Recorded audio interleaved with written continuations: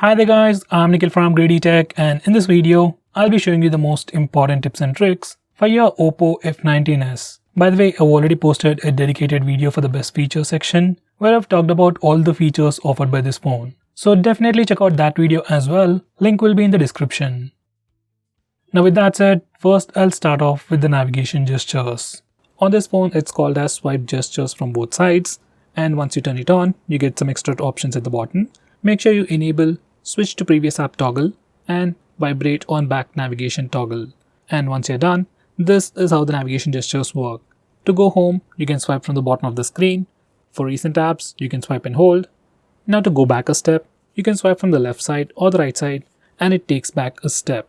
For Google Assistant, you can swipe from the bottom left corner or bottom right corner diagonally to trigger Google Assistant. And every time you use these gestures or even the back button, you also get a subtle haptic feedback. Besides that, you can also swipe left or right on the bottom of the screen to quickly switch between applications, just like on iOS. Next, we have a new gesture called icon pull down gesture.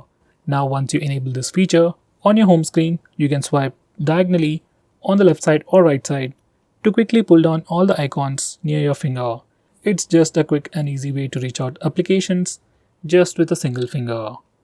Next, we have swipe down gesture on the home screen. By default, it is set to search or global search. Once you do a swipe down gesture, you can search for application names or even contacts directly from your home screen. I personally suggest you to change it to notification drawer. Once you do that, you can do a swipe down gesture to pull down the notification bar, which I think is much more helpful. Next, we have dark mode. You can enable it from the notification toggles or directly from the display settings. And once you enable the dark mode, all the system UI elements change to dark mode. Even some of the stock applications like phone dialer, messaging application also change to dark mode, and even some Google applications like Play Store or YouTube switch to the dark mode automatically. Dark mode helps your phone look much more cooler, helps you save some battery, and puts less strain on your eyes at night. Next, we have always on display. Now just like the name suggests, it's a feature that puts a clock on your lock screen all the time. Now here's a quick preview. From settings, you can also change the clock styles, and you can also schedule it to automatically turn on and turn off at a specific time to save a little bit of battery. Next, I'm going to show you different ways to take a screenshot on this phone. So first, we have the normal way where we can use the buttons. Just press the volume down and power button both at the same time to take a screenshot. Next, we have 3-finger screenshot gesture. Now this feature is enabled by default. To take a screenshot, you can just swipe down using 3 fingers and your phone will take a screenshot. It's just like pressing the buttons, but instead of pressing the buttons, you just need to swipe down using 3 fingers and your phone will take a screenshot. Personally, this is my favorite way to take a screenshot. Next, I'm going to show you how to take a long screenshot. For that, first take a regular screenshot and then click on the preview. Now select scroll. Now you need to scroll the page. And once you're done, you'll get a long screenshot. Finally, we have partial screenshot. To take a partial screenshot, just place 3 fingers on the screen for a second and then slowly swipe down. Once you do that, you'll get a preview window and then take a partial screenshot. You can also resize this preview window to get an accurate screenshot. Next, I'm going to show you how to disable lock screen magazine, or you might even call it dynamic wallpaper on the lock screen. First, here's a quick preview of the lock screen, and every time you lock your phone or every time you come to the lock screen, we see a different wallpaper. Some people like it, some people don't, especially I personally don't like it. So if you're like me and if you want to disable it, this is how you can disable it from settings. And now here's the lock screen once again, and no matter how many times you come to the lock screen, we will have a fixed wallpaper. Next, I'm going to show you some camera gestures. First, we have touch. Once you enable this feature, we can take a picture by just touching the preview screen. It works for both the rear camera and even for selfies.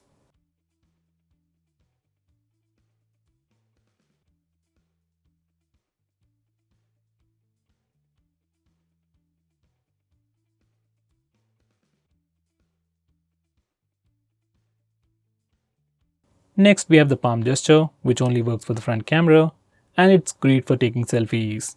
Just enable it and then show your palm to the front camera, and your phone will take a picture in just 2 seconds. And here's a quick preview of that once again.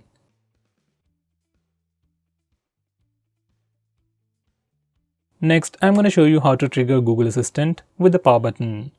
Just enable this toggle and now press and hold the power button to trigger Google Assistant. If you press and hold the power button longer, we will see the power options. If you are using navigation gestures, this is pretty useful. Next, we have some important screen off gestures. We have things like double tap to wake. We can also draw a note to open the camera application. Next, we can draw a V to turn on the flash.